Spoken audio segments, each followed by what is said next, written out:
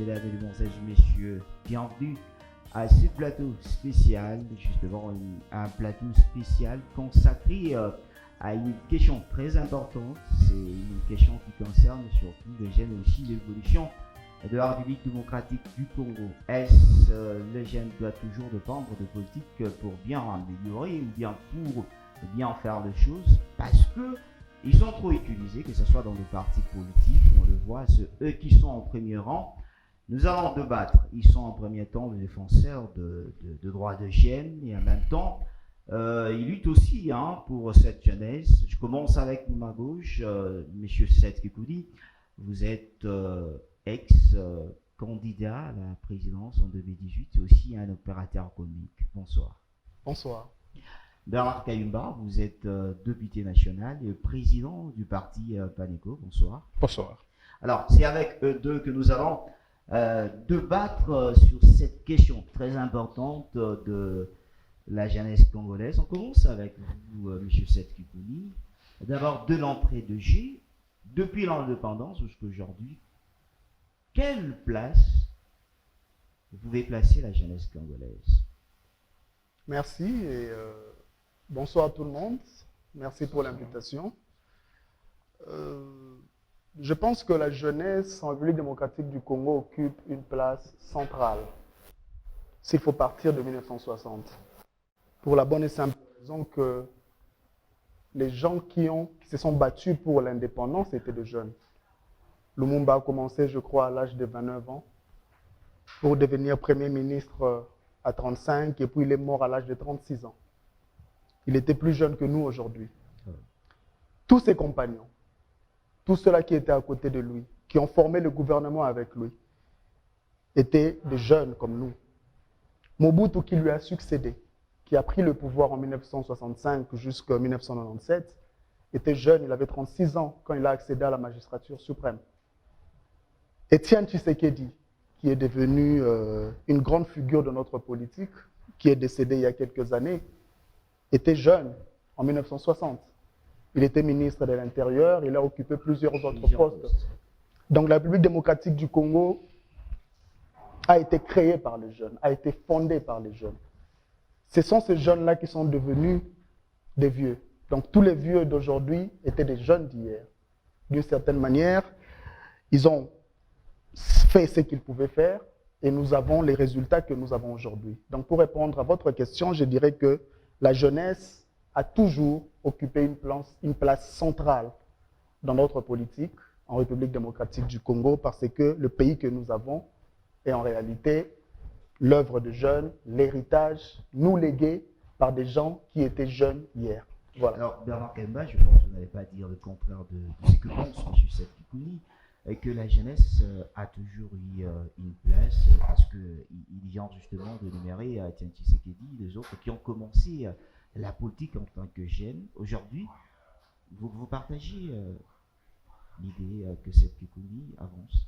Bien entendu, parce que depuis les temps, depuis même que notre pays a accédé à l'indépendance, et même dans les années 65, lorsque le président Mobutu a accédé au pouvoir, vous vous rendrez compte que tous ses conseillers et directeurs de cabinet étaient des jeunes gens en qui le président Mobutu avait placé sa confiance pour gérer la République. Nous pensons que sous-estimer aujourd'hui les jeunes, c'est taper de côté. Mais aussi, les jeunes doivent aussi, ils doivent avoir l'estime en soi. J'ai constaté que bon nombre de jeunes se sous-estiment et ne pensent pas qu'ils peuvent accéder à des fonctions politiques et pourtant, ils ont les qualifications, l'expérience vient en le faisant. Aujourd'hui, nous avons un Premier ministre jeune. Personne ne pouvait se rendre compte que le président Fachi pouvait nommer un Premier ministre qui a moins de 50 ans. Aujourd'hui, c'est une chance pour nous qui sommes jeunes.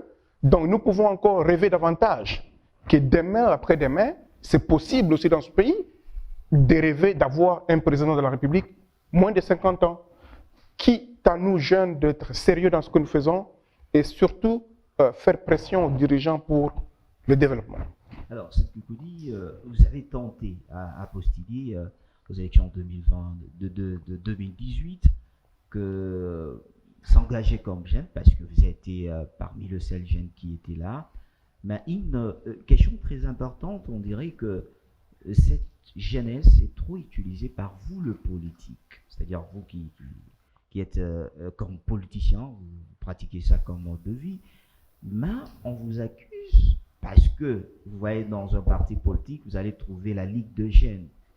Mais on ne retrouve pas la Ligue de vieux. Les autres penseraient, c'est une façon de manipuler la jeunesse.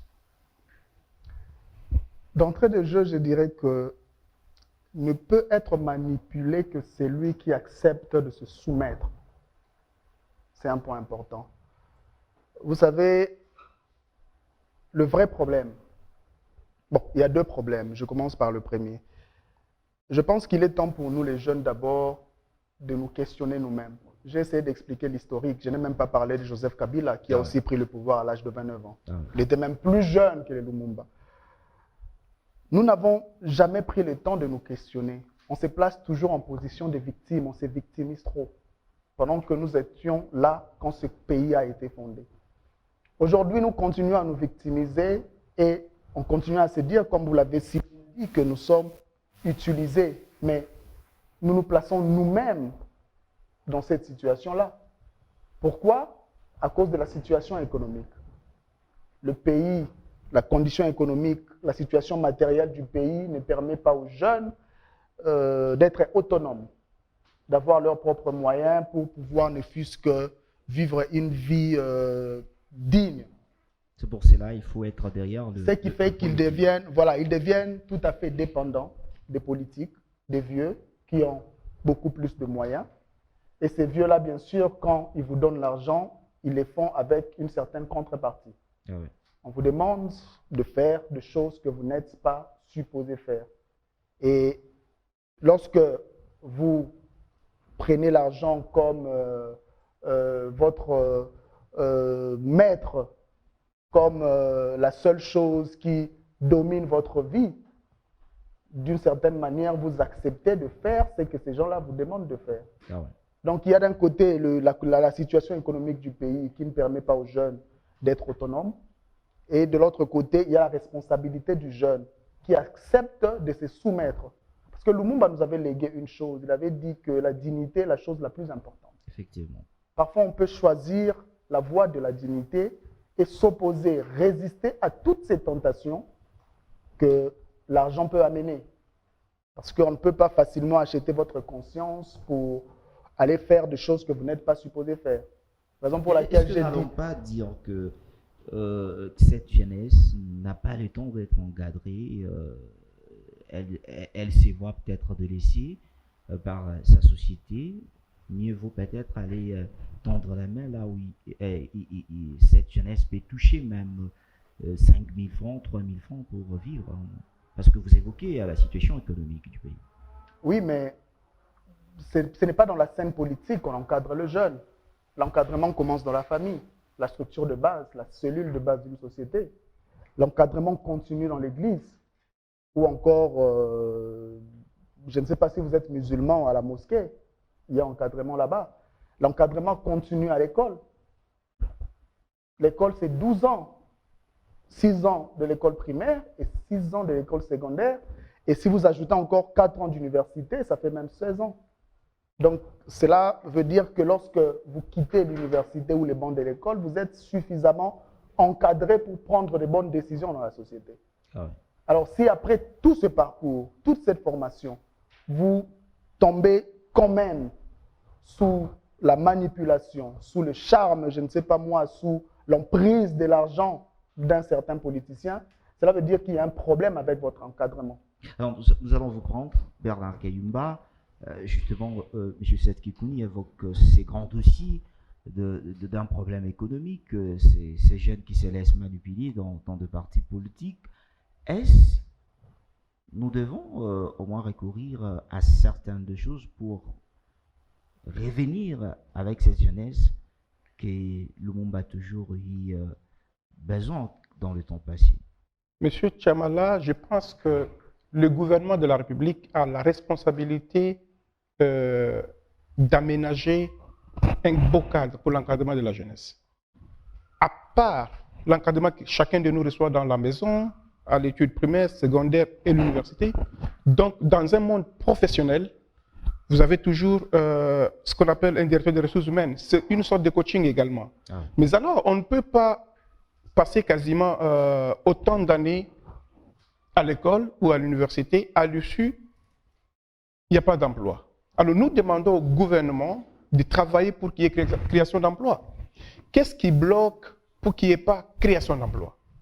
Posons-nous des questions, parce que si nous nous appelons défenseurs de la jeunesse, il faut que nous donnions des pistes de solutions pour que le gouvernement s'y mette et qu'il y ait création d'emplois. Bon nombre de jeunes, ils sont des diplômés, 5 ans, 10 ans plus tard, au chômage. On ne peut pas aussi créer des jeunes qui ne sont que des bureaucrates. Il y a aussi ceux qui font l'entrepreneuriat. Voyez-vous? Donc, nous venons d'apprendre que le gouvernement vient quand même de débloquer 100 millions de dollars pour des jeunes entrepreneurs, mais on se pose la question, le mode d'octroi de ces crédits-là. Quels seront les critères pour donner à ces jeunes-là qui n'ont jamais eu une expérience économique pour que cette jeunesse accède à ces crédits-là? Voilà un peu les questions que nous posons. Également, Jean-Félix Félix Chamala, ça nous fait très mal que notre pays immensement riche, nous crions la famine, la pauvreté. Pourquoi? Est-ce la faute aux jeunes? Parce qu'on est capable de travailler. Si l'État mettait des moyens, est-ce que l'État a importé des tracteurs pour faire l'agriculture? Quel est ce jeune-là qui a été appelé pour faire l'agriculture? Il a refusé, il a décliné l'offre. Récemment, nous avons connu beaucoup de gens qui criaient sur la surtaxation de la population, ce qu'on appelle RAM. C'est une nouveauté dans notre pays. Nous nous posons que ce sont des millions de dollars qui sont encaissés par l'État congolais. Nous proposons au gouvernement de canaliser ces fonds-là au projet d'investissement. Ce n'est pas impossible, c'est seulement une question de bonne volonté ou de bonne foi. Parce que si nous prenons l'argent des RAM là, mais c'est des millions, nous pouvons, l'État congolais ou le gouvernement congolais peut même en profiter pour construire des industries de manufacturation à Maluku. Comme ça, nous n'aurons plus à importer des denrées de première nécessité. Voilà un peu ma petite contribution pour ne pas pleurnicher à tout moment, comme l'a dit mon co-débatteur, que cessons de nous victimiser. Il faut agir, et agir, c'est se prendre en charge. Proposer un cahier de charges que le gouvernement doit scrupuleusement respecter. Mais si nous croisons les bras, nous attendons que l'État fasse pour nous, eh bien nous allons attendre pour très longtemps. Alors, nous allons maintenant parler sous l'ère Tshisekedi. Peut-être on évite un peu le passé. Je sais que Kouni, avec ce que nous sommes en train de voir aujourd'hui dans le pays de tension, M. Félix Tshisekedi qui était avec l'FCC, qui se sont séparés aujourd'hui avec l'Union Sacrée, la jeunesse espère toujours, parce qu'aujourd'hui on parle déjà, nous sommes en train de partir vers la 3e année, des élections qui s'approchent, des fois on doute sur certaines des questions qu'on se pose sur ça. Est-ce la jeunesse doit toujours fixer son regard vers la politique, parce qu'on dit nous tous nous vivons aujourd'hui avec la politique, ne doit-on pas créer une autre façon, l'entrepreneuriat aussi certaines des choses, pour un peu élever la jeunesse dans la politique? Vous avez posé une question importante. Et je crois que c'est ce qui va constituer peut-être le point de divergence entre moi et l'honorable Kayumba. Vous savez, notre pays, depuis 1960, depuis que nous avons accédé à l'indépendance, a toujours choisi. Et le pouvoir, le régime Félix Tshisekedi ne déroge pas à la règle. D'ailleurs, sur le plan idéologique, tous les partis qui ont dirigé la République démocratique du Congo de 1960 à aujourd'hui sont des partis qui se réclament socialistes, donc de gauche. Ah ouais. C'était facile de choisir le socialisme en 1960. Pourquoi? Parce que choisir le socialisme voulait en même temps dire s'opposer aux colons qui faisaient recours à un capitalisme un peu dur, ce qu'on appelait l'exploitation de l'homme par l'homme.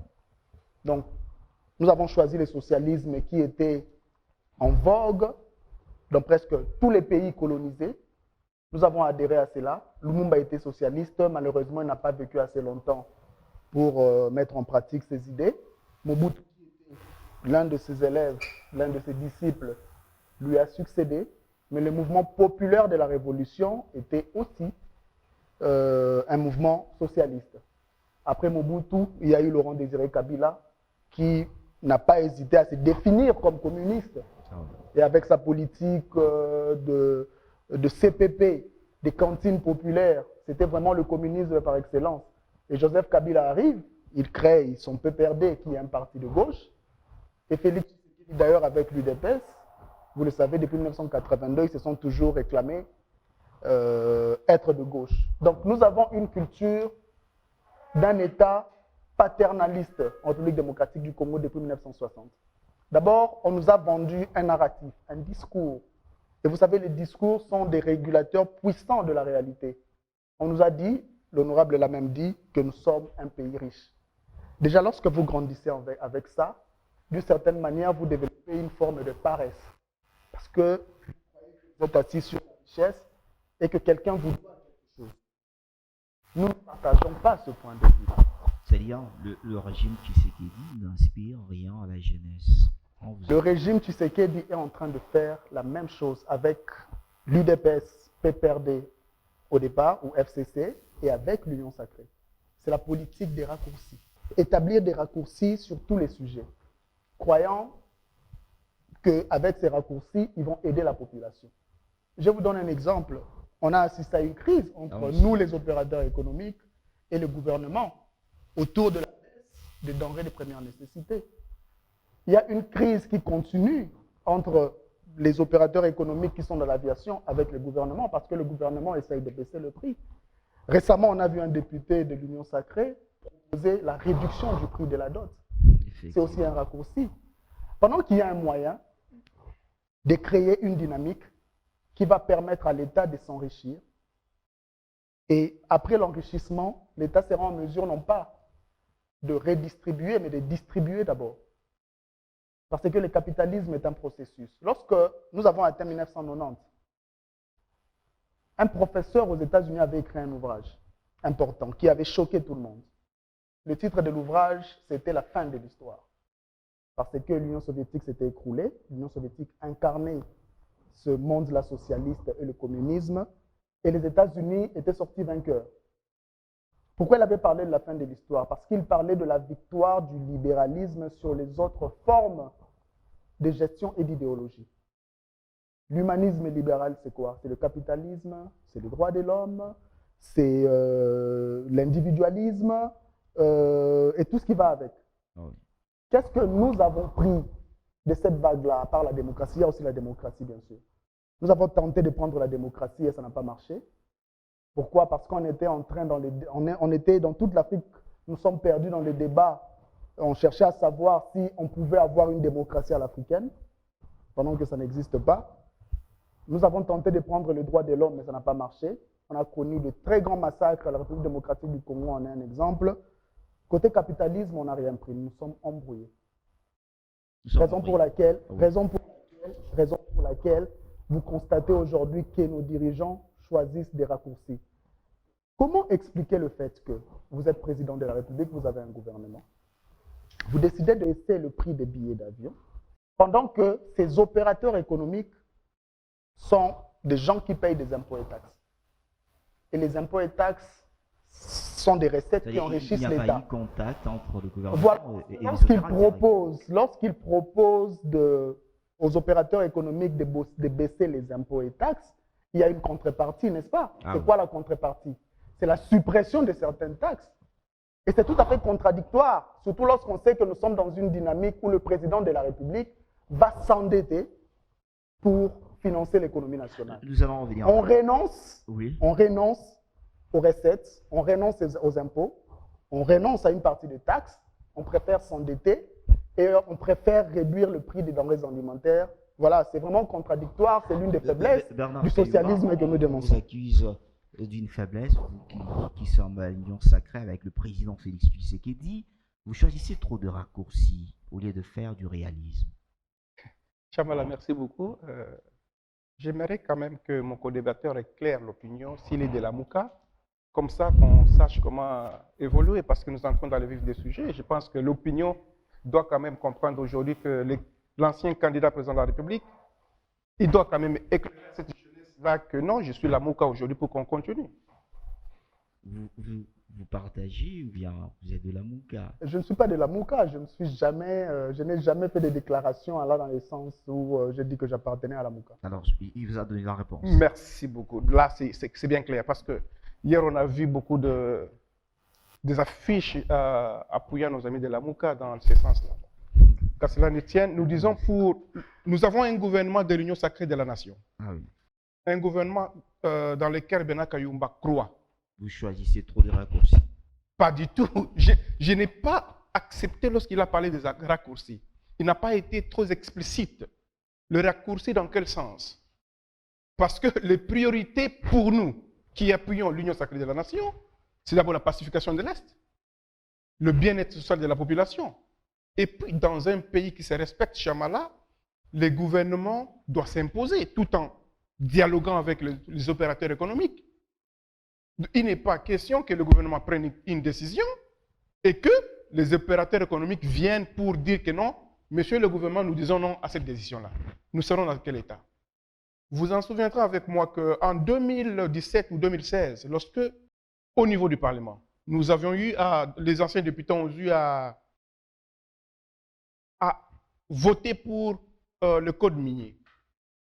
Le président Kabila a eu même, avant même qu'il ne puisse, je crois, promulguer cette loi-là, il y a eu un lobbying terrible où les opérateurs économiques miniers sont venus de l'Europe pour faire pression au président Kabila afin qu'il ne puisse pas promulguer cette loi. Une loi qui aujourd'hui avantage la République démocratique du Congo dans la mobilisation des recettes. Et donc, M. Seth Kikouni voudrait me dire que lorsque le ministre en charge de l'économie a eu à faire une proposition de rabais des prix pour les denrées de première nécessité, je pense que c'était une proposition de prix que les opérateurs économiques devraient normalement aller auprès du gouvernement renégocier. Mais, on vous Mais accuse faire le bras de fer avec le gouvernement. On vous accuse de ne plus faire de bonnes études, c'est-à-dire vous ne faites pas, avant d'entamer la chose, vous ne faites pas de bonnes études. C'est pour cela vous choisissez un peu de raccourcis, comment faire pour qu'on puisse avoir la baisse de choses. Chamala, le gouvernement de l'Union sacrée, c'est un gouvernement des responsables.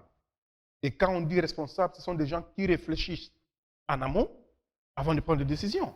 Et donc, je ne suis pas membre du gouvernement, je suis député national de Lukunga. Et donc, nous qui avons pour mission de contrôler le gouvernement, jusque-là, nous attendons l'exécution de la décision prise par le ministre de l'économie.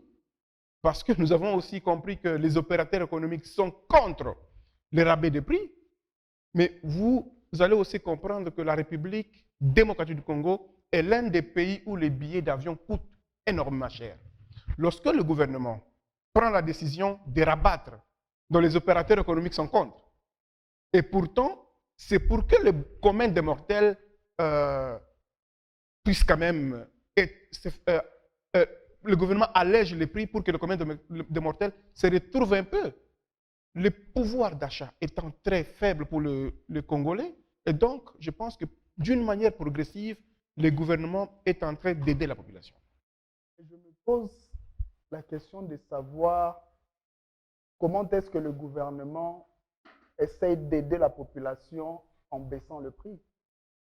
Aujourd'hui, il s'agit, la question n'est pas d'avoir accès à quelque chose à moins cher. Raison pour laquelle je parlais des raccourcis. Aujourd'hui, quand le gouvernement décide de rabaisser le prix d'avions ou encore des denrées de première nécessité, je l'ai dit tout à l'heure que les gouvernements renoncent sous forme de taxes. Il y aura baisse au niveau de la douane et vous allez vendre. Et quand le gouvernement renonce à ses recettes, qu'est-ce qu'il a en contrepartie? Parce qu'un gouvernement riche a beaucoup plus de marge de manœuvre qu'un gouvernement pauvre. Je m'explique. Si aujourd'hui nous continuons à vendre au prix que nous utilisons aujourd'hui, qu'est-ce qui va se passer? Chaque pièce vendue, si je prends cette bouteille, si je dois vendre cette bouteille, dans chaque bouteille vendue, il y a déjà la TVA. Il y a la part du gouvernement. Même lorsque j'importe ces bouteilles, il y a la part du gouvernement. Si le gouvernement arrive déjà à mobiliser ses recettes, le gouvernement aura assez de moyens pour payer ses fonctionnaires, pour payer ses militaires, bref, pour payer toutes les personnes qui dépendent de lui, y compris les enseignants. Ces personnes-là, s'ils sont bien payés, d'ailleurs, ils vont constituer ce qu'on appelle un groupe de consommateurs sérieux pour nous, les opérateurs économiques. Et lorsque ces gens-là, bien rémunérés, viennent acheter chez nous, qu'est-ce qui va se passer? L'opérateur économique va s'enrichir. Et quand l'opérateur économique s'enrichit, il ne va pas par 4 chemins. L'opérateur économique ne va pas garder cet argent-là sous son oreiller. L'opérateur économique prend cet argent-là et il crée plus d'entreprises. Quand il crée plus d'entreprises, si le gouvernement embauche 10 millions de personnes, l'opérateur économique enrichit, je parle de la totalité, ils vont embaucher 20 millions de personnes. Ça fait 30 millions de consommateurs qui vont aussi payer des taxes. Cela veut dire que cela va créer la richesse pour le pays. Donc la question, ce n'est pas de baisser le prix. La question, c'est d'enrichir le gouvernement pour que le gouvernement puisse bien rémunérer ses travailleurs et créer une dynamique qui fera en sorte que l'opérateur économique puisse s'enrichir. La seule chose que moi je félicite avec le gouvernement de l'Union sacrée, c'est la lutte contre la corruption. Mais cette lutte-là doit profiter. Ça, moi, oui, cette lutte-là contre la corruption. Le seul point que vous avez constaté. Oui, c'est le seul, c'est le seul. Sacré qui vous plaît. Non, mais qui me plaît à 50%. Parce que normalement, la lutte contre la corruption devrait profiter à l'opérateur économique. Parce que hier, le concurrent de l'opérateur économique, c'était le politicien qui détournait l'argent. Maintenant, quand on met ce politicien de côté, qui devrait s'enrichir si le gouvernement arrive à mobiliser l'argent et à très bien payer ces gens? C'est l'opérateur économique qui doit s'enrichir. Ah ouais. Mais l'opérateur économique ne se retrouve pas parce que justement le gouvernement choisit les raccourcis. D'un côté, il renonce à ses taxes, de l'autre côté, il demande à l'opérateur économique de ne plus faire des profits pour raison de populisme parce qu'il veut plaire à la population. C'est un effort très contradictoire qui fait en sorte que nous allons tourner en rond. En fait, c'est suicidaire pour notre pays. C'est ce que je ne comprends pas. Peut-être l'honorable aura plus d'explications à nous donner. Sinon, de mon point de vue, en tant qu'acteur politique, et cette façon de faire contradictoire, raison pour laquelle je l'ai qualifié de raccourci. Alors, vous avez suivi quelque chose à ajouter sur cette déclaration? On vous dit au moins au niveau de l'Union sacrée, il n'y a qu'un seul point qui plaît M. Seth Kikouni, lutte contre la corruption, mais au moins à 50%, pas à 100%. Parce que ça ne profite pas à l'opérateur économique. Vous savez, le gouvernement de l'Union sacrée, le gouvernement ne peut pas continuer à surtaxer ses opérateurs économiques ni sa population. Continuer à surtaxer la population, c'est tuer les opérateurs économiques. Voyez-vous? Nous sommes dans la lutte pour élever le niveau social de la population. Donc, pour M. Seth Kikouni, une bonne flambée de prix avantagie les opérateurs économiques qu'ils sont, au détriment de la population. Donc, lorsque le gouvernement de l'Union sacrée prend une décision de rabattre le prix, qui en est premièrement bénéficiaire? C'est la population. Vous avez vu comment... Vous accusez M. Seth Kikouni, ils sont au moins contents quand on n'arrive pas à revoir de prix parce que ça leur profite, les économistes. Lorsque M. Kikouni s'est plaint du rabais des prix, est-ce qu'il est pour la population ou bien pour la rentabilité des opérateurs économiques? Voilà un peu les questions que nous devons nous poser. Parce que, franchement, avec la Covid qui a terrassé la population, les PME ferment, il n'y a plus de ventes.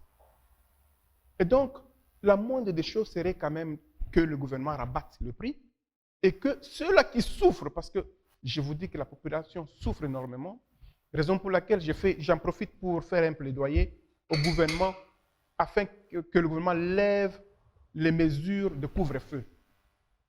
Il y a beaucoup de mamans qui scolarisent leurs enfants grâce à leur opération économique de bar ou restaurant, mais qui, depuis quasiment bientôt 2 ans, ils ont fermé. Et c'est une famine d'une manière globale. Donc, nous demandons au gouvernement, de la même manière que la population respecte les gestes barrières, de la même manière que la malaria a toujours tué la population plus que la Covid.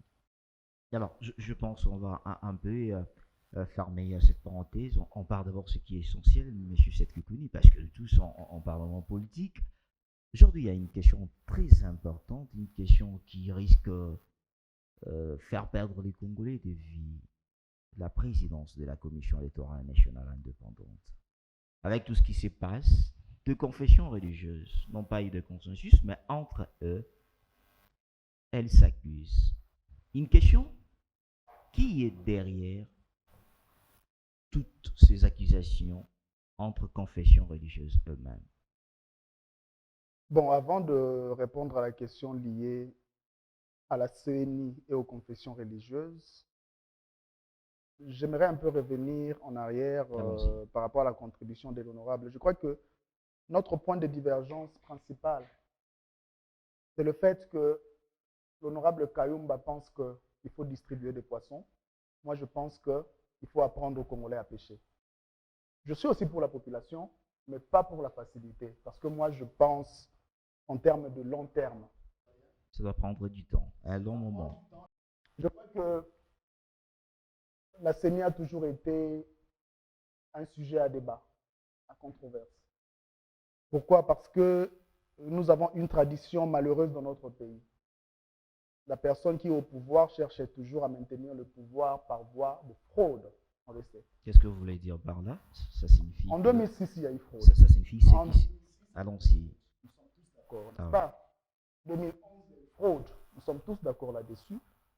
En 2018, il y a eu fraude et manque de transparence. On le sait aussi. On assimile la fraude au manque de transparence parce que la CENI n'a pas suivi la procédure. La loi dit qu'il faut publier les résultats bureau de vote par bureau de vote, ils ne l'ont pas fait. Alors l'opacité crée toujours de suspicion. Et aujourd'hui, on peut conclure que voilà, il y a eu fraude parce que les gens ont eu peur de faire preuve de transparence dont on avait besoin. Et c'est là la vérité. Alors nous sommes décidés, nous sommes dit, nous acteurs politiques qui ne sommes pas dans l'union sacrée, encore moins dans le gouvernement. Nous nous sommes dit, nous avons juré, nous avons décidé qu'en 2023, nous n'allons pas autoriser que ce qui s'est passé en 2018 puisse se reproduire. Mais ça se passe aujourd'hui avec tous les temps que les confessions religieuses sont en train de prendre. Vous ne voyez pas, on risquerait de ne plus y avoir des élections en 2023. C'est toujours possible d'avoir 2023. Avec tout ce qui se passe aujourd'hui. Bien sûr, parce que tout ce que nous avançons comme argument sont simplement que des prétextes pour faire peur à l'opinion publique. Nous savons tous comment les élections s'organisent et nous savons tous que nous sommes encore dans le délai. Mais le plus important aujourd'hui pour nous, c'est d'avoir un bon président de la CENI, quelqu'un qui sera réellement indépendant et autonome, des pesanteurs politiques qui sont présents. Parce qu'aujourd'hui, qu'est-ce que vous voulez attendre par l'indépendance? Parce que tout le président des commissions électorales nationales indépendantes, depuis qu'on avait Malungo, Mulunda et Nanga, on les accuse toujours d'être manipulés. c'est partant de toutes ces expériences que nous ne voulons plus retourner en arrière. Et nous sommes déterminés parce qu'on ne veut pas avoir un président de la CENI qui a des affinités avec le président en place, avec le pouvoir en place. Parce qu'aujourd'hui, il y a des accusations graves autour de ce régime. C'est vrai que nous sommes à la télé, je n'aimerais pas avancer ces accusations, mais c'est quand même grave. Et ça se divulgue, et ça circule, et ça crée des tensions politiques et sociales. Au mot de l'Église catholique et des CC, que c'est lui qu'on a eu au moins à voter par les autres six confessions religieuses est proche du chef de l'État. Voilà.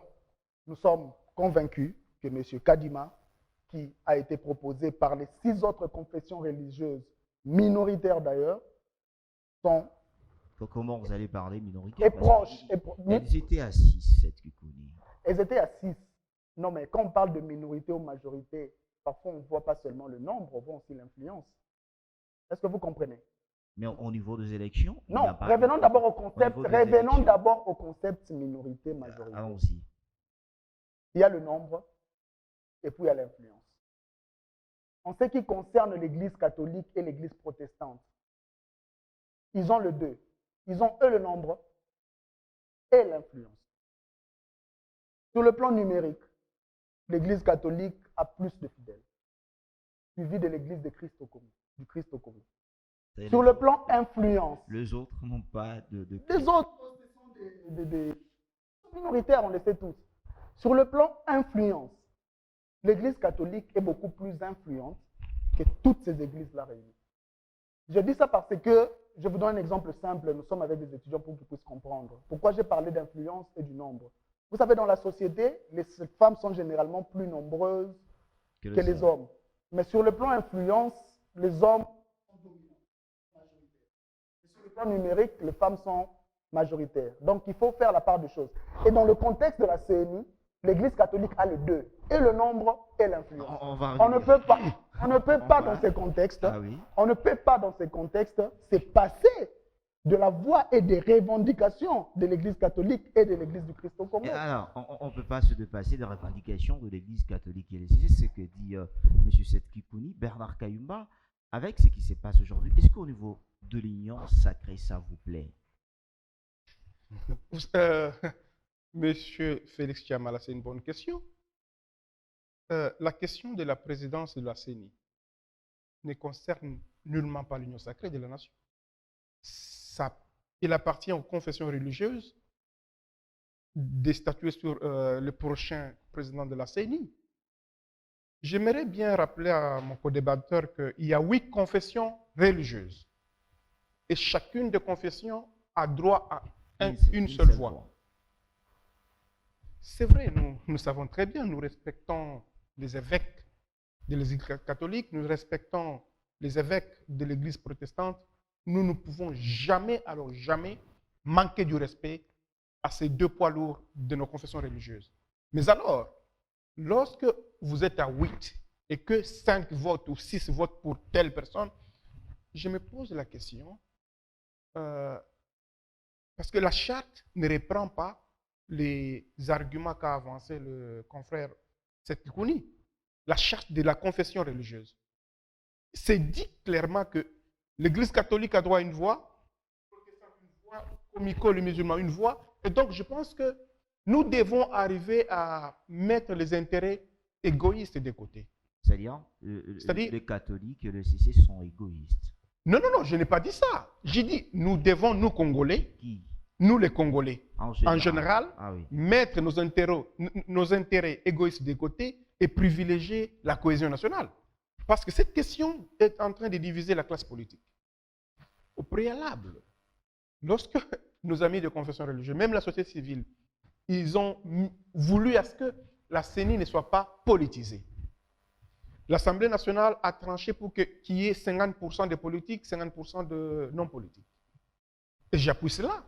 Parce que vous ne pouvez pas élire ou faire nommer des dirigeants de la CENI qui vont gérer des matières purement politiques sans être politiques. Voyez-vous? D'ailleurs, quand on parle de l'indépendance, qu'on puisse avoir des gens de la société civile, ça complique un peu parce que la CENI est purement politique, il faut avoir de politique. Nous devons comprendre que et les membres du bureau de la CENI et ceux-là qui sont dans la politique active, tous sont des êtres humains. C'est juste l'appellation qui les différencie. Donc, je comprends que c'est un faux fouillant dire que nous voulons dépolitiser le bureau de la CENI. Et pourtant, nous avons connu le pasteur Ngoï Mulunda qui n'était pas politique, nous avons vu ce qu'il a fait. Donc, nous nous disons, dès lors que les décisions qui sont prises par le bureau de la CENI jouent sur l'avenir politique de tous les députés nationaux et des sénateurs, il y a lieu de faire le juste milieu. De faire juste milieu, M. Seth Kikouni, on a suivi la déclaration de l'ensemble pour la République qui refuse d'envahir leurs membres au sein de la CENI, même chose avec la FCC, même chose avec la MOUCA. Est-ce que vous pensez la manière de faire des choses aujourd'hui avec tout ce qui se passe, ils ne veulent pas envoyer, mais au moins ils invitent les acteurs qui vont participer au sein des élections de revenir autour d'une table et poser la meilleure des questions et faire avancer les choses? Bien sûr, parce que vous savez, le mot clé en politique aujourd'hui dans notre pays, lorsqu'il s'agit de la CENI et des autres questions, des autres enjeux importants, c'est le mot consensus. Pour éviter qu'il y ait crise après, il faut qu'on puisse tomber d'accord sur les principes, sur ce que nous voulons faire. Je crois que c'est ce que Ensemble pour la République, c'est que la MOUCA essaye de dire s'il faut réinterpréter leur déclaration. Donc nous avons besoin d'un consensus autour de ces sujets. Parce qu'aujourd'hui, si nous n'avons pas consensus, c'est que l'Union sacrée ne voit pas, c'est que le président ne voit pas, et peut-être c'est que l'UDPS ne voit pas, et que l'Église catholique et l'Église protestante sont en réalité en train de faire à l'Union sacrée une faveur. Parce qu'au-delà de l'Église, là où l'Église va échouer, mais c'est la rue qui va entrer en jeu. Et quand la rue entre en jeu, les choses ne seront plus les mêmes. Raison pour laquelle je pense que la voie choisie par l'Église catholique pour trouver ces consensus, c'est une voie pacifique, c'est une voie importante, c'est une voie qui va nous permettre d'aller de l'avant. Et vaut mieux trouver ces consensus-là autour des confessions religieuses que redescendre dans la rue et revivre ce que nous avons vécu en 2016-2017 et qui nous a coûté de vaillants jeunes comme Rosimu Kendi et Thérèse Kahaga. Ok, on va un peu interroger. Oui, Bernard Oui, Kalima. j'allais Avant intervenir qu'on parce prend, que nous connaissons déjà au jour d'aujourd'hui 20 ans de retard, 20 mois de retard pour l'organisation des élections en 2023. Et nous continuons à nous poser des questions si réellement ceux-là qui bloquent la machine pour l'installation d'un bureau veulent vraiment des élections en 2023. qui bloque. On ne sait pas parce que nous voulons bien qu'il y ait un bureau de la CENI et que nous nous mettions au travail pour les élections en 2023. Donc, nous, de l'Union sacrée, nous voulons des élections en 2023, mais la population doit voir qu'il y a des gens qui bloquent la machine pour qu'il n'y ait pas d'élection. Et donc, nous sommes Maboko Pembe pour l'organisation des élections. Ah oui. Voyez vous-même comment nous voulons la paix dans notre pays. Parce que sans la paix, personne ne va gérer ce pays. Et le pays sera ingérable. Avec tout ce Raison qui- pour laquelle Oui. nous disons ceci. Dès lors qu'il y a, je répète, il y a quand même 8 confessions religieuses. Il y a eu dépôt des PV au niveau du bureau de l'Assemblée nationale. Donc, dans un bref délai, je pense que la commission paritaire va devoir statuer sur les différents PV qui ont été soumis par les différentes composantes politiques. Mais alors, pour nos amis d'ensemble, qui sont d'ailleurs membres de l'Union sacrée de la nation, qui ne veulent pas désigner leur candidat au niveau de la CENI, moi je dis c'est vouloir une chose et son contraire. Comment ça? Ils veulent des élections en Ils 2023. veulent au moins que vous puissiez retourner autour d'une table et en discuter pour qu'on puisse savoir. Discuter parce que de quoi? Vous avez à changer, vous, député national, vous avez eu au moins modifié la loi Lutundu là, pas comme il a à présenter ça. Félix Chamala, nous sommes la représentation nationale. Donc c'est nous qui avons le mandat de représenter tous nos compatriotes ici. Dès lors qu'il y a des choses qui se font au niveau de l'Assemblée nationale, ça engage le peuple. Parce que nous avons mandat. Voyez-vous, c'est différent des opposants. Un opposant qui n'a pas un mandat électif, qui n'a pas un bilan à présenter, c'est différent. C'est la raison pour laquelle nous disons, nous avons besoin des élections dans notre pays. Nous sommes déjà au mois d'août 2021, bientôt là, c'est mi-août. Je vous informe que le 12 août 2021, c'est les élections législatives et présidentielles en Zambie. Pourquoi pas chez nous ici? Pourquoi pas Pourquoi nous ne pouvons pas nous entendre? Pourquoi nous ne pouvons pas mettre tout ce qui dérange de côté et dire que le Congo nous appartient? Nous n'avons qu'un seul pays, qu'une seule nation. Alors, vous allez suivre. Et nous n'avons qu'un seul père de la nation, Félix Vous Antoine allez suivre, Tshisekedi. on commence, on prend 3 questions de ce côté et vous allez citer les noms de la personne que vous adressez la question et je pense qu'elle va vous répondre. On commence avec. Merci. Ma question s'adresse à M. Seth Kikouni, qui a évoqué la notion de la notoriété ou de l'influence des confessions religieuses qui font partie des confessions chargées de nous sortir les dirigeants de la CENI. Sur cette question, M. Seth Kikouni, nous sommes tous sans ignorer que la CENI a la charge d'organiser des élections crédibles, transparentes et apaisées.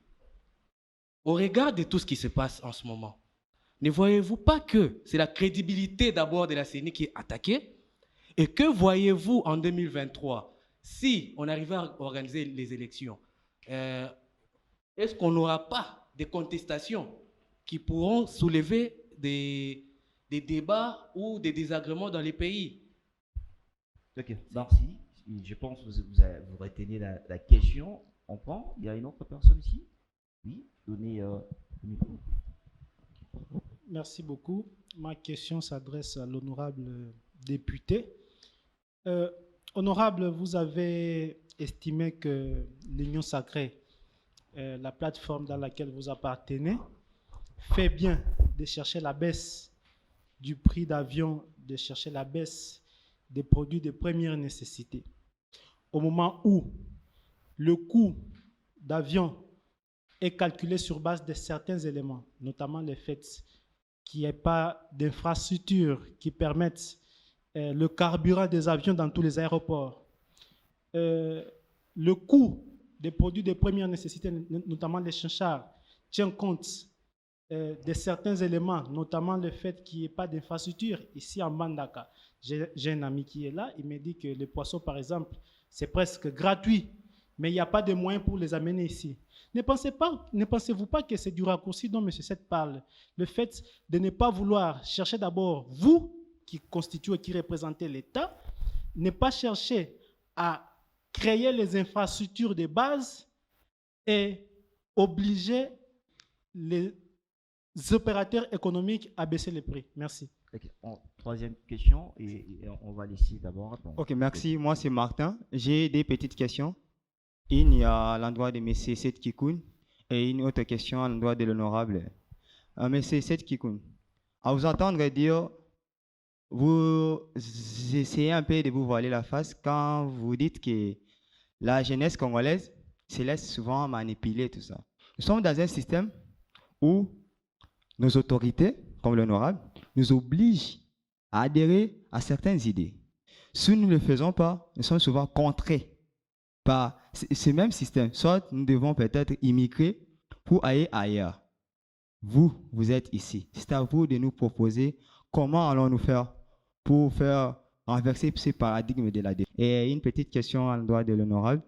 Honorable, on a l'impression qu'au-delà d'appliquer la politique de l'Autriche, comme vous le faites bien dans votre gouvernement et l'Union sacrée, vous êtes au pouvoir pour apporter des solutions.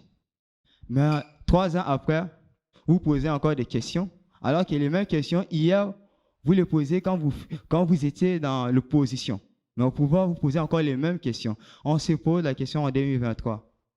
Quel serait votre bilan? Des questions? Merci. On prend d'abord les 3 questions. Merci. Avant d'en finir. On commence avec vous, M. Seth. Ok, merci pour vos questions que je trouve pertinentes. Pour répondre à la question de la CNI, vous savez, vous vous appelez comment? Monsieur Bob Bondo. Il existe en politique un concept important. Il faut toujours retenir à l'esprit.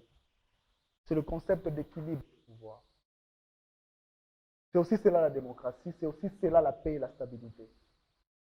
Nous vivons dans un contexte où le président de la République a réuni autour de lui presque tous les super pouvoirs. Il est chef de l'État, garant de toutes les institutions, ok.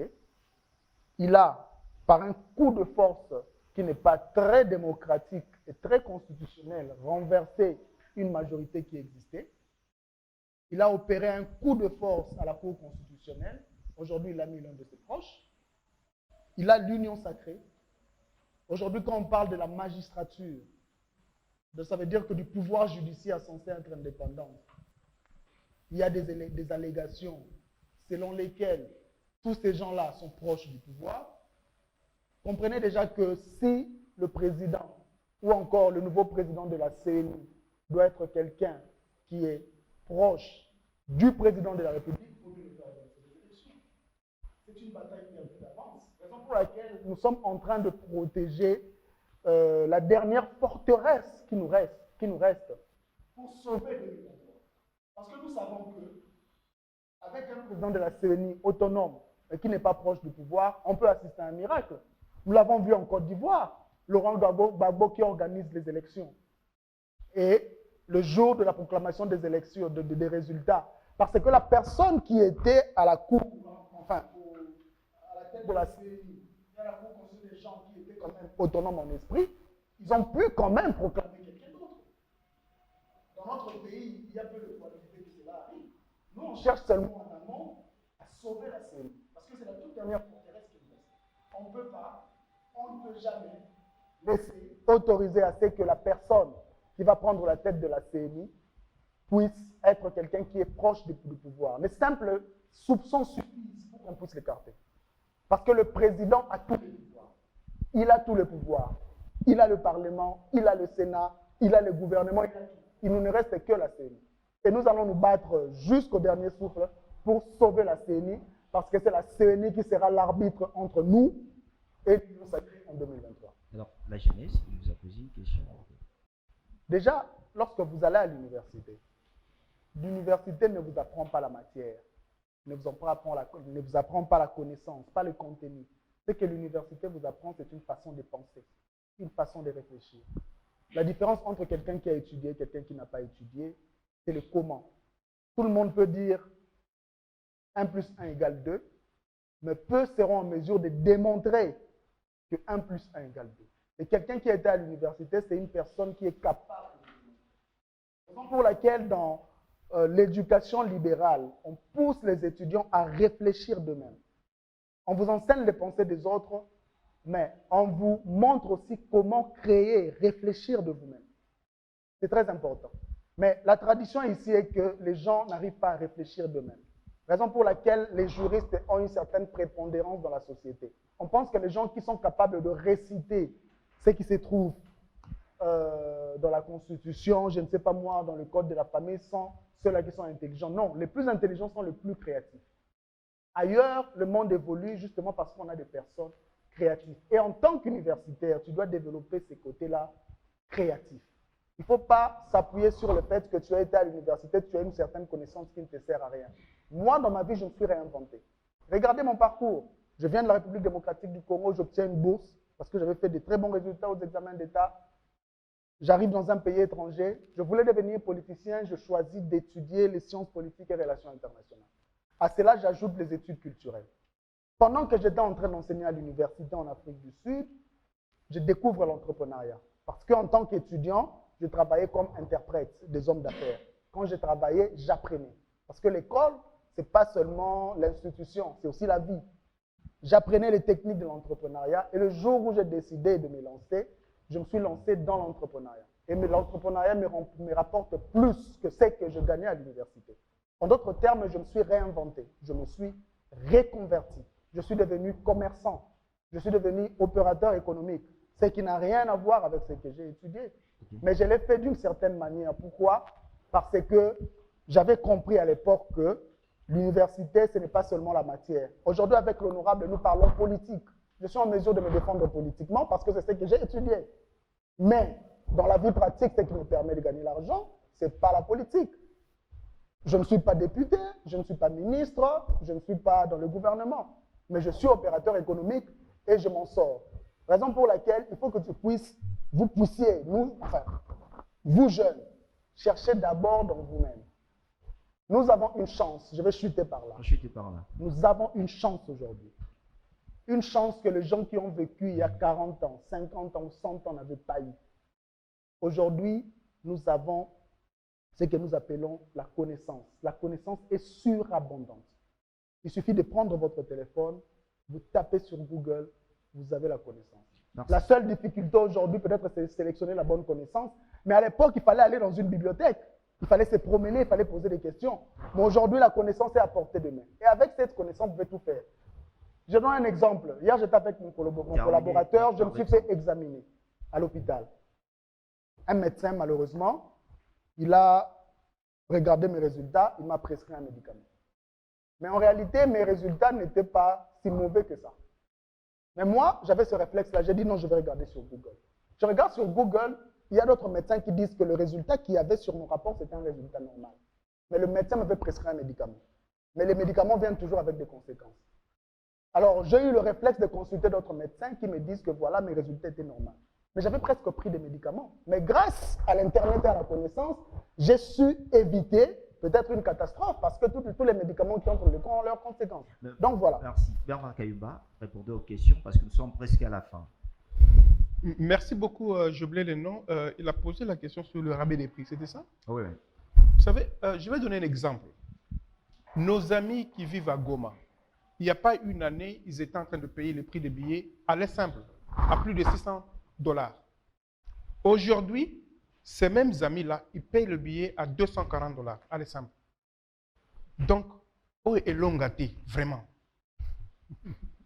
Le social, ce n'est pas seulement le manger, c'est aussi alléger au commun des mortels la manière de vivre. Parce que, il n'y a même pas une année, le prix de l'avion de l'Afrique du Sud à Kinshasa était moins cher que le prix de l'avion de l'Afrique du Sud de Kinshasa à Lubumbashi. Et donc, je pense qu'à ce niveau-là, coup de chapeau au gouvernement de Warriors. Une autre chose. Je peux poser une question? Jusqu'à quand il y aura une mésentente entre les confessions religieuses pour qu'il y ait consensus? Et qui va cautionner, qui est en train de cautionner ce que je ne veux pas citer comme glissement? Et l'opinion doit nous dire plus parce que, je dis, c'est comme si nous voulons une chose et son contraire. Nous voulons des élections, mais nous ne voulons pas qu'il y ait des animateurs. Donc, nous pensons que l'opinion est en train de nous suivre. Nous qui voulons des élections, nous avons laissé la tâche aux confessions religieuses, qui chacune d'elles a droit à une seule voix. Et donc, nous pensons que ne pas s'entendre, si les hommes de Dieu ne s'entendent pas, combien plus forte les politiques? Donc, l'exemple doit normalement provenir des ecclésiastiques pour que nous qui sommes dans la politique active, nous puissions aussi nous conformer. Voilà un peu. Alors, Honorable, question. oui, une question. Bon, je redeviens étudiant. Hein? Honorable, que pensez-vous? Bon, ils sont là, hein? S'ils sont d'accord, ils diront qu'ils sont d'accord. Que pensez-vous que le peuple veut? Quitter Kinshasa par voiture, par train jusqu'à Goma, ou quitter Kinshasa par avion jusqu'à Goma? Qu'est-ce qu'il a trouvé? Monsieur Seth Kikouni, Rome n'a pas été construit en un seul jour. Nous y allons d'une manière progressive. Même Kabila, pendant 18 ans, il ne nous a pas fait toutes les routes. Donc, d'une manière progressive, on ne peut pas changer le pays avec un bâton magique comme ça, Tchamala. Donc, donnons une chance à ce gouvernement, parce qu'aujourd'hui, être pessimiste, ce n'est pas aimer le Congo. Présentez, mettez-vous debout et... D'accord, merci beaucoup. Je m'appelle Rifin Kalala. J'ai suivi religieusement les débats et c'est à un très haut niveau. Moi, j'avais une petite question à poser à M. Seth Kikouni. À l'entendre parler, on sent un démocrate. Mais lorsqu'il parle, vous sentez qu'il y a des petites violences, des règles démocratiques. D'abord, je commence par les points sur la CENI. Vous avez parlé quelque chose qui m'a beaucoup dérangé. Parce que qui dit démocratie, dit la loi de la majorité. Mais vous parlez dans le sens qu'il y a deux églises, des confessions religieuses qui sont influentes sur six autres. On n'arrive pas à comprendre. Ça nous dérange un peu. Et puis, au début du débat, j'ai senti en vous quelqu'un qui avait l'amour de la jeunesse. Mais quand vous défendez les idées, je me suis un peu perdu. Donc, pour vous, le prix, on doit laisser les prix élevés, que les opérateurs économiques aient plus d'argent, comme ça, ils vont créer des travaux. Mais s'ils créent des travaux aux morts, parce que les gens sont en train de mourir de faim et d'autres choses, qui viendront travailler à ces entreprises? Okay, et puis, pour chuter, à la dernière réaction, l'honorable il pose une question, par quel canal il faut voyager? Moi, je me dis, nous sommes tous Congolais, mais il y a des gens qui mangent les foufous, il y a des gens qui mangent des choukwang, il y a des gens qui mangent des riz. Donc, ça veut dire que la personne doit choisir la voie qui lui permet de se déplacer. Merci. Il n'y a pas de choix, il n'y a pas de route, tu ne choisis pas. Oui, merci bien. Moi, c'est James Lazampoui. J'ai deux petites questions. Je commence par Monsieur Seth. Vous avez parlé de la dépendance quand on voit le président par rapport au président de la CENI. Vous dites qu'on ne veut pas un président qui a l'affinité avec le pouvoir. Mais je vais vous poser une question. Vous allez donc accepter qu'il y ait un président qui n'a pas affinité avec les pouvoirs en place, mais peut-être affinité avec, entre parenthèses, celui-là qui voulait postuler ou qui voudra postuler en 2023 pour satisfaire votre volonté ou soit ce que vous voulez. Donc, il y a quelqu'un qui est contre le pouvoir. Et là, vous êtes vraiment confirmé que le président en place ne sera plus président l'année prochaine, en 2023. C'est peut-être ça, ce que vous voyez entre la dépendance ou soit avoir l'affinité avec les pouvoirs en place. Alors, la question par rapport, j'ai une question pour l'honorable. Nous parlons de la jeunesse là. La dépendance de la jeunesse par rapport à la politique. Moi, je me dis, étant honorable député, qu'est-ce que vous proposez? Parce que nous voyons d'autres lois sur place aujourd'hui, mariage, entre autres et tout. Qu'est-ce que vous proposez par rapport à la jeunesse, l'entrepreneuriat? C'est ce que connaît. Qui est derrière vous? On a vécu des candidats ici comme Oscar Kachala. Et en 2018, M. Setskikouni est venu. Qui est derrière vous? Et l'honorable, lorsque vous parlez de la CENI, plutôt de confession religieuse, qui est président, qui est vice-président? Vous donnez, on termine avec la dame et on conclut par là. Ok, merci pour la parole. On m'appelle Kabea Daniel. Je m'adresse d'abord à l'honorable. Mais pourquoi toujours parler de la famine, tandis que l'environnement est malsain? Et j'ai remarqué un truc, dès que le mandat prend sa fin chez les honorables députés et tout, ils s'éveillent un peu pour alerter la jeunesse, faites ceci, faites cela, mais pourquoi pas créer des entreprises?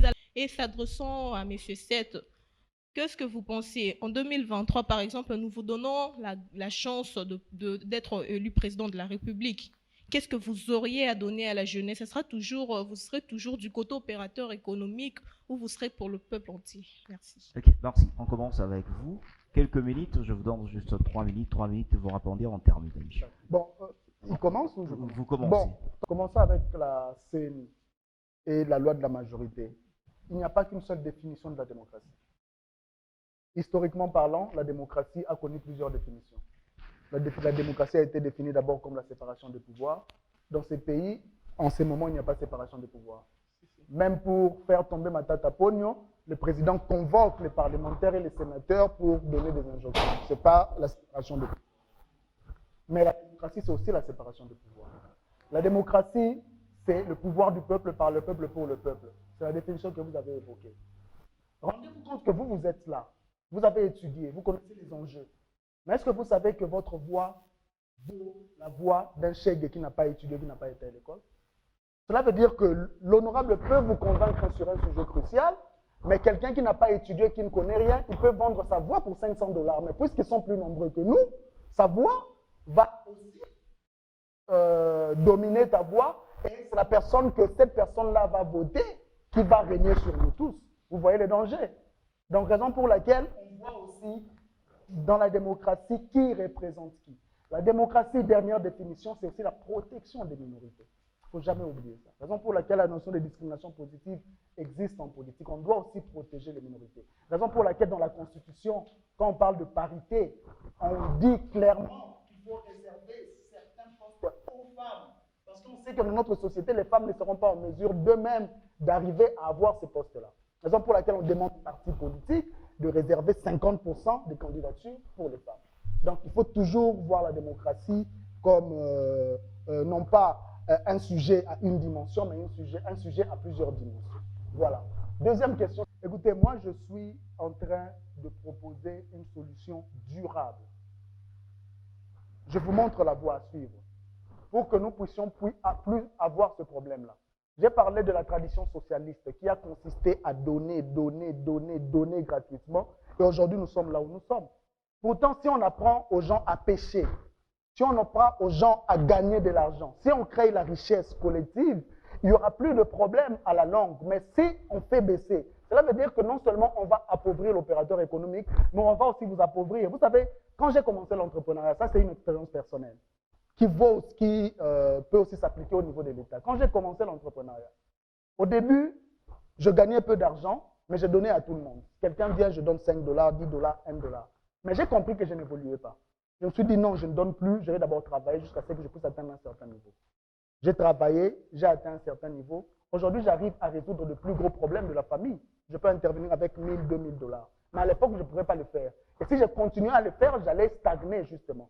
On dit quand tu sors d'un trou, il faut avoir un fil pour attacher d'abord ce fil-là sur un arbre et puis tu commences à tirer les autres. Donc notre pays doit d'abord s'enrichir. On doit d'abord sortir du trou et après on va aider tout le monde. Il y aura des sacrifices, certaines personnes seront sacrifiées, parce qu'on a fait 60 ans, on n'évolue pas à cause de cette tradition socialiste-là. Partant des avions, je crois que j'ai essayé de répondre à cette question-là. Un petit détail à ajouter. Donc, vous parlez de l'entrepreneuriat. Moi, je fais d'abord une typologie sur les projets. On parle des projets, nous avons les longs termes, les moyens termes et les courts termes. Mais il y a un principe qui stipule bien. Pour régulariser les projets à long terme, il faut d'abord finaliser les séquences à court terme. Qu'est-ce que je vais dire? Aujourd'hui, j'entre à l'université pour devenir licencié. Mais dès que je suis en G1, je dois manger chaque jour. Je dois me laver chaque jour.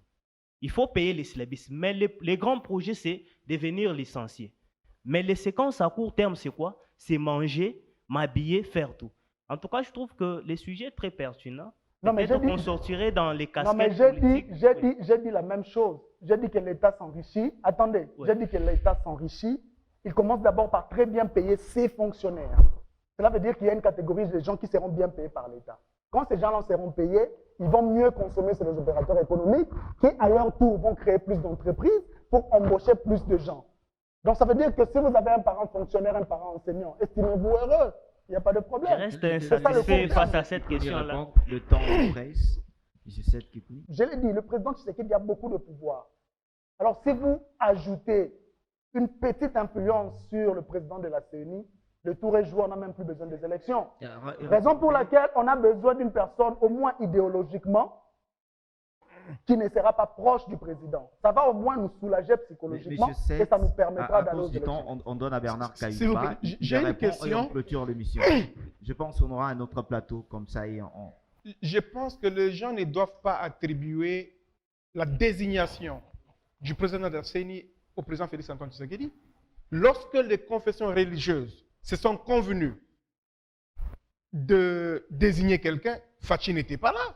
Donc je trouve pas cohérent ou normal qu'on l'attribue l'acquaintance avec celui qui a été plébiscité par les confessions religieuses. D'ailleurs, le président Tshisekedi ne veut pas s'y mixer dans ça. Je gère mon parti politique, le PANECO, Parti du Nouvel Élan du Congo. Donc, je ne voudrais pas que quelqu'un aille s'y mixer à mon pouvoir. Donc, dire que la personne qui a été choisie par les confessions religieuses, ce sont les kimbanguistes. Les kimbanguistes sont du Congo central. Vous comprenez? Bien que nous partageons la même nation, le pays. Donc, je pense que dépassons les débats pour que le Congo gagne. Mon ami a posé la question de savoir, moi en tant que député national, merci beaucoup pour la question. Il y a beaucoup de jeunes qui ont des projets, des fois, qui ne sont pas backables. Il y a l'OPEC, l'Office de la promotion de petites et moyennes entreprises. Il faut toujours aller là-bas. Là-bas, on ne donne pas du crédit, mais ils orientent les jeunes entrepreneurs comment avoir un projet bancable.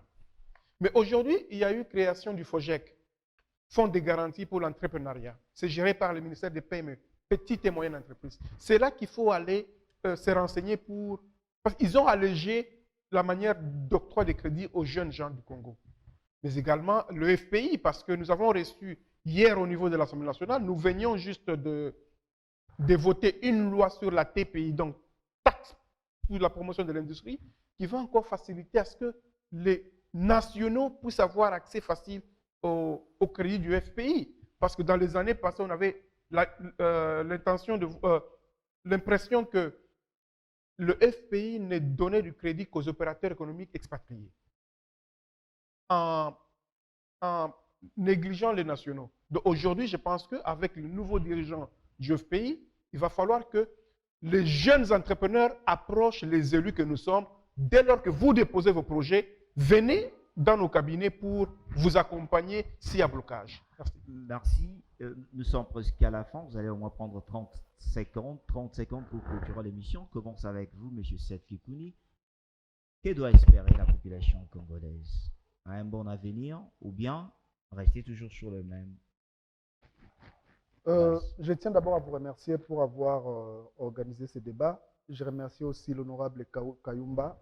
Je crois que de tels débats sont importants pour notre démocratie. Au moins, nous avons deux visions, deux points de vue et les téléspectateurs ont pu, je suppose, tirer ou encore se décider l'un des points de vue avancés. Donc la démocratie, c'est d'abord le débat. Ah oui. Ce que je peux dire justement est qu'ils puissent s'attendre de notre génération de telles initiatives, de tels débats, de tels chocs d'idées, au lieu de prendre des armes, au lieu de se lancer des pierres dans la rue, au lieu de prendre des machettes. Vaut mieux parler comme ça et trouver une conclusion sur ce que nous voulons pour le pays. Parce que nous deux, nous voulons tous la même chose, c'est l'émergence. Nous voulons tous aller à la gare centrale, sauf que moi je dis, prenons le boulevard Lumumba, qui est la plus grande route, lui il propose de prendre Willery, qui est la mauvaise route. Mais du moins, nous disons tous la même chose. Donc voilà un peu le but du débat et c'est ce que nous souhaitons, c'est ce que nous voulons, c'est ce qui va avancer notre pays. Et certainement, nous allons nous revoir pour aborder d'autres questions d'actualité. Merci, Bernard Kayumba, votre mot de la fin. Merci beaucoup, Félix Chamala, de l'opportunité de débattre avec l'ancien candidat président de la République. Aujourd'hui, je voudrais demander à l'ensemble de la population.